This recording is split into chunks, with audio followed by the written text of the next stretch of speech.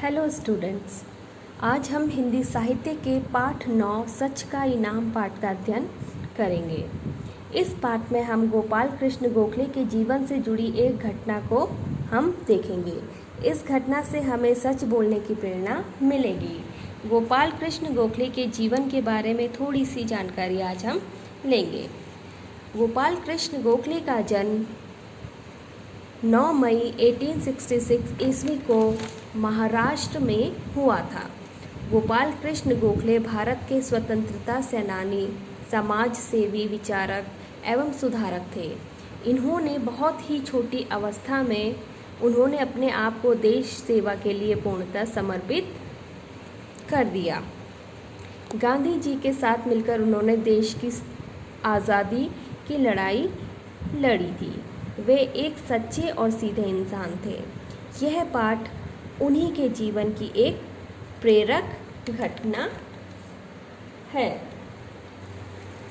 सच का इनाम। चैप्टर 9। बात उन दिनों की है जब गोपाल कृष्ण गोखले पाठशाला में पढ़ते थे। एक दिन उनके अध्यापक महोदय ने कक्षा के बच्चों को गणित के कुछ प्रश्न हल करने के लिए दिए। बालक गोपाल को उनमें से एक प्रश्न का उत्तर नहीं आता था, इसलिए उसने अन्य सहपाठी की सहायता से उस प्रश्न को हल कर लिया।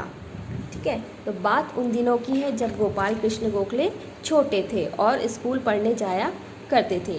एक दिन उनके अध्यापक कहते हैं टीचर को, अध्यापक ने कक्षा यानी क्लास के बच्चों को गणित के कुछ प्रश्न हल करने के लिए दिए। गणित मैथ्स को कहते हैं और प्रश्न कहते हैं क्वेश्चंस को।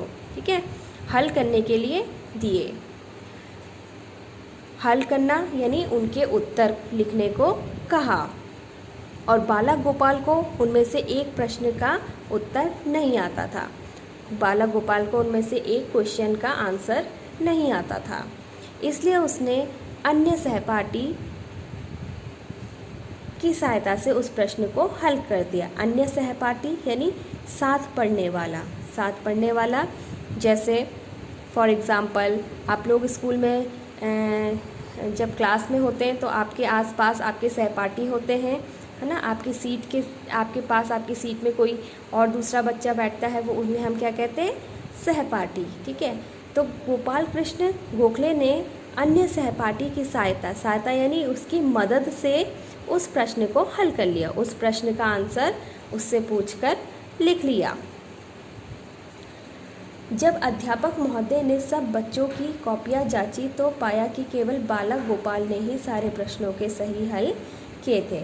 जब टीचर ने बच्चों की कॉपियाँ जांची यानी चेक करी तो पाया कि केवल बालक गोपाल ने ही सारे प्रश्नों के सही हल किए थे। सिर्फ एक ही बच्चा था, कौन? गोपाल कृष्ण गोखले, जिसने सारे प्रश्नों के सही उत्तर दिए थे। अध्यापक महोदय कक्षा में गोपाल की प्रशंसा करने लगे और अध्यापक यानी टीचर क्लास में गोपाल की प्रशंसा करने लगे। प्रशंसा कहते हैं बड़ाई, है ना, बड़ाई करने लगे और बाकी बच्चों को उसके जैसे ही बनने की सीख देने लगे।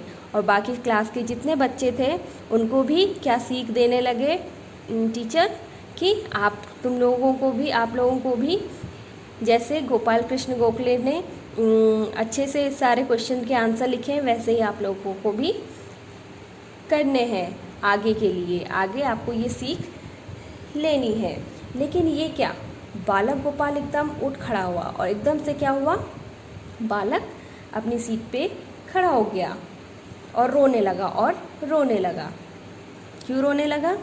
अध्यापक महोदय ने जब उसके रोने का कारण जानना चाहा तो बालक गोपाल ने बताया, मैंने एक प्रश्न को हल करने में अपने सहपाठी की सहायता ली है, इसलिए प्रशंसा उस सहपाठी की होनी चाहिए। तो गोपाल कृष्ण गोखले को क्या लगा कि मैंने तो एक जो प्रश्न मुझे नहीं आ रहा था उसमें मैंने किसकी सहायता ली है, अपने सहपाठी की सहायता ली है और प्रशंसा मेरी हो रही है। तो उसको बुरा लगा।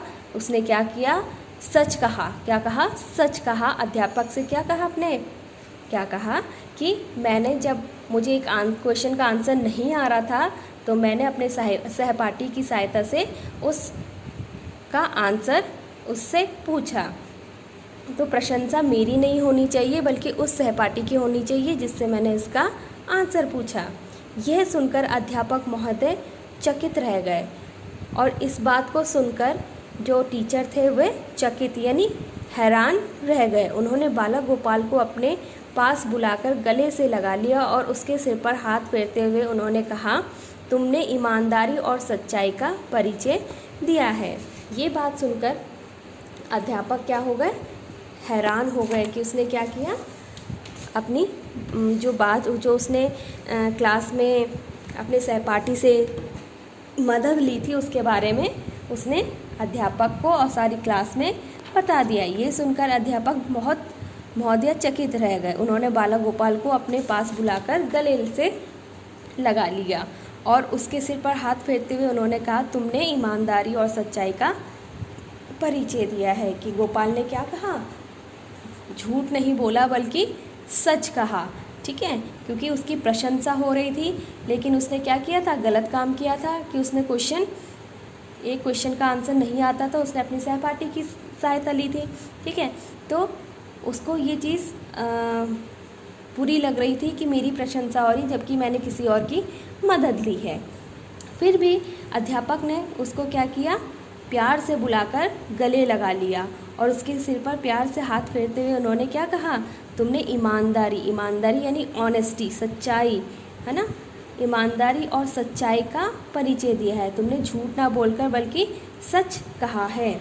मेरा आशीर्वाद है कि जीवन में तुम महान बनो और मेरी ब्लेसिंग्स तुम्हारे साथ हैं कि तुम जीवन में एक बहुत अच्छे इंसान और एक महान व्यक्ति बनोगे। तो बच्चों, इस पाठ से हमें क्या सीखने को मिला? इस पाठ से हमने सीखा कि हमें